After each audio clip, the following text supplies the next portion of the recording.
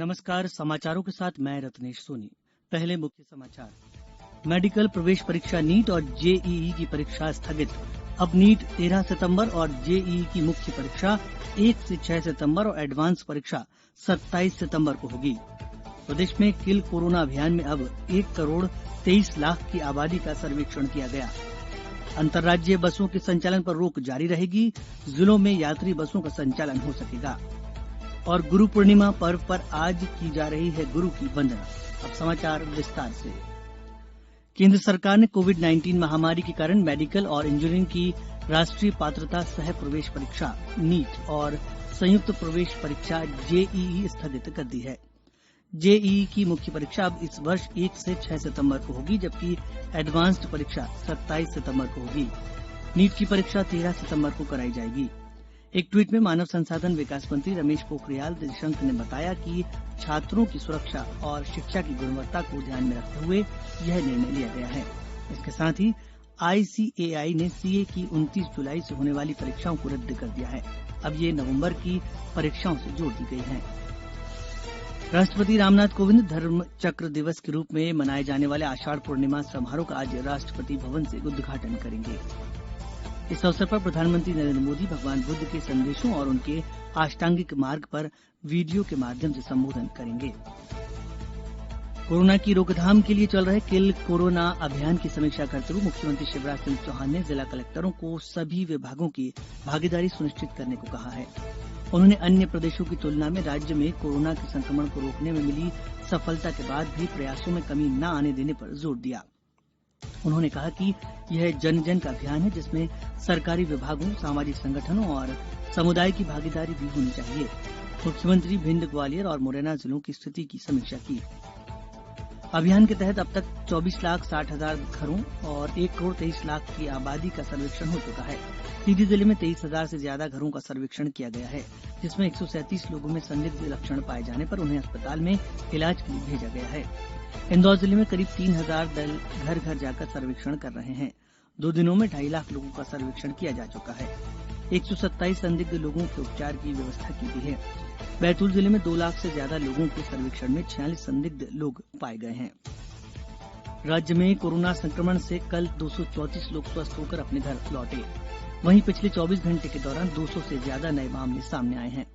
मुरैना जिले में कल प्राप्त सैंपल रिपोर्ट में 81 लोग संक्रमित पाए गए। जिले में अब कुल 619 लोग संक्रमित हुए हैं। वहीं 209 मरीज स्वस्थ हो गए हैं। इंदौर जिले में 34 नए मरीज सामने आए हैं। जिले के विभिन्न स्थानों में 842 कोरोना मरीजों का उपचार जारी है। इंदौर के एमजीएम मेडिकल कॉलेज में कल सांसद शंकर लालवानी नई परीक्षण मशीन और सॉफ्टवेयर का लोकार्पण किया। कृपया से दोबारा सुन लें। इंदौर की एमजीएम मेडिकल कॉलेज में कल सांसद शंकर लालवानी ने नई परीक्षण मशीन और सॉफ्टवेयर का लोकार्पण किया, जिससे अब प्रतिदिन 2000 नमूनों का परीक्षण किया जा सकेगा। भोपाल में 49 नए मामले सामने आए हैं। अब राजधानी में 462 सक्रिय मरीज हैं। 2000 से ज्यादा लोग स्वस्थ होकर घर लौट चुके हैं। ग्वालियर में 28, नीमच में 1, खंडवा में 2, दतिया, बड़वानी में 3 और टीकमगढ़ में 5 नए केस मिले हैं। वहीं सतना में 4 मरीज स्वस्थ हुए हैं। शिवपुरी में 5 नए मामले मिले हैं, जिन्हें मिलाकर संक्रमितों की संख्या 44 हो गई है। शिवपुरी के मुख्य चिकित्सा और स्वास्थ्य अधिकारी डॉक्टर ML शर्मा ने हमें बताया कि आज हमारे यहाँ 5 केस कोरोना पॉजिटिव आए हैं। इनमें से 3 एक घर के हैं और उनकी हिस्ट्री जबलपुर की है और 2 अलग अलग घरों के हैं। इनमें शादी में दोनों के घर शादी का कॉमन वो पाया गया है। दोनों ही शादी समारोह में इनके यहाँ सम्मिलित हुए थे, जिसके कारण से कि ये कोरोना पॉजिटिव पाए गए हैं। इनकी हम ट्रेसिंग कर रहे हैं। इस तरह से कुल मिलाकर अभी हमारे यहाँ 44 पॉजिटिव आए हैं और हमने 30 स्वस्थ कर दिए हैं। 14 लोग हमारे पास अभी बचे हुए हैं जो अंडर ट्रीटमेंट है। मुख्यमंत्री शिवराज सिंह चौहान आज केंद्रीय मंत्री नितिन गडकरी के साथ चंबल प्रोग्रेस वे की वीडियो कॉन्फ्रेंसिंग के माध्यम से समीक्षा करेंगे। श्री चौहान इसके बाद सांवेर उद्वहन सिंचाई परियोजना की प्रगति की भी जानकारी लेंगे। दोपहर बाद वे कोरोना की समीक्षा बैठक में रोकथाम के उपायों के बारे में जानकारी प्राप्त करेंगे। अब समाचारों में के बाद एक बार पुनः समाचारों से जुड़ते हैं। भारतीय भाषाओं को प्रोत्साहन देने की भावना के अनुरूप आकाशवाणी से संस्कृत में पहले न्यूज मैगजीन कार्यक्रम का प्रसारण किया जाएगा। इस कार्यक्रम का नाम संस्कृत साप्ताहिकी रखा गया है। 20 मिनट के इस कार्यक्रम को आकाशवाणी के FM न्यूज चैनल और अन्य मीटरों पर 7:10 से सुना जा सकता है।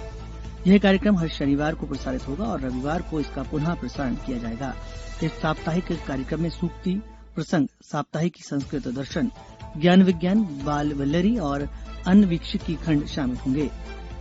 इसमें सप्ताह के प्रमुख घटनाक्रम भी शामिल होंगे। कार्यक्रम की रोचक विशेषता एक भारत श्रेष्ठ भारत है।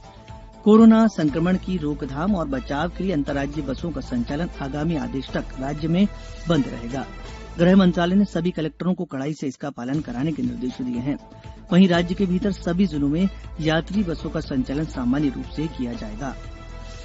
मध्य प्रदेश पश्चिम क्षेत्र विद्युत वितरण कंपनी अब अपने बिजली उपभोक्ताओं को बैंक पासबुक की तर्ज पर बिजली बिल पासबुक उपलब्ध करवाएगी। इस पासबुक में ग्राहक के प्रति माह के बिजली की खपत और बिल का लेखा जोखा मौजूद रहेगा। कंपनी के प्रबंध निदेशक विकास नरवाल ने बताया कि ये सुविधा अभी पोर्टल पर प्रारंभ की गई है। कुछ माह बाद ऊर्जस मोबाइल ऐप पर भी प्रारंभ हो जाएगी। और साथ में जो कितना उसने पेमेंट किया है ये रिकॉर्ड भी रहेगा। पहले जो है कि ये भी जो है कि डिस्प्यूट का कारण बनता था। कई बार लोग ऑफलाइन जमा करा देते थे और जो है कि कागज पे जो है कि हस्ताक्षर वाली रसीद हो जाती थी, उसकी सिस्टम में एंट्री नहीं होती थी। तो अब अगर उसने जो है कोई पेमेंट अगर ऑफलाइन भी किया है और उसकी अगर सिस्टम में 24 घंटे के अंदर एंट्री नहीं हुई है और जब कंज्यूमर अपना जो है कि ये देखेगा पासबुक में कि उसकी एंट्री हुई है कि नहीं हुई है, तो तत्काल वो अगर उसकी एंट्री नहीं हुई तो शिकायत भी कर सकता है, अपनी जो है कि कोई प्रविष्टि को सुधरवा भी सकता है। ये सेवा प्रयोगात्मक तौर पे शुरू हो चुकी है। मैं समझता हूँ अगले 3 महीने हमें लगेंगे इसको डेवलप करने में। आज गुरु पूर्णिमा का पर्व है। इस अवसर पर गुरु की वंदना और पूजा की जाती है।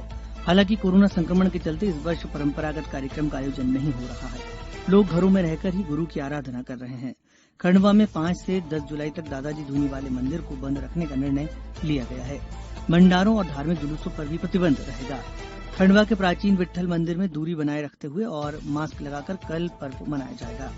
वहीं बैतूल में पुलिस अधीक्षक सिमाला प्रसाद ने जिले के श्रद्धालुओं से गुरु पूर्णिमा पर्व पर खंडवा न जाने की अपील की है। राज्य शासन द्वारा 22 नगर परिषदों का गठन किया गया है। गठित की गई इन नगर परिषदों में जिला हरदा में नगर परिषद सिलारी, बैतूल में घोड़ाडोंगरी, शाहपुर, मंदसौर में भैंसोदा, शिवपुरी में नन्नौद, भिंड में रौन, मालनपुर रीवा में डभौरा, शहडोल में बकहो के नाम शामिल हैं। इसी तरह जिला अनूपपुर में डोला, डूमर, कछार, उमरिया में मानपुर, सागर में बिलहरा, सुरखी, मालथौन, बांदरी, सिवनी में केवलारी, छपारा, खरगोन में बिस्टान, बड़वानी में ठीकरी और जिला धार में बाक और गंधवानी नगर परिषद का भी गठन किया गया है। हमारा घर हमारा विद्यालय कार्यक्रम के संबंध में एक विशेष रेडियो प्रसारण आज आकाशवाणी के सभी प्राथमिक प्रसारण केंद्रों से प्रसारित किया जाएगा। कार्यक्रम अपराह्न 12 से 12:30 तक प्रसारित होगा। अब कुछ समाचार संक्षेप में।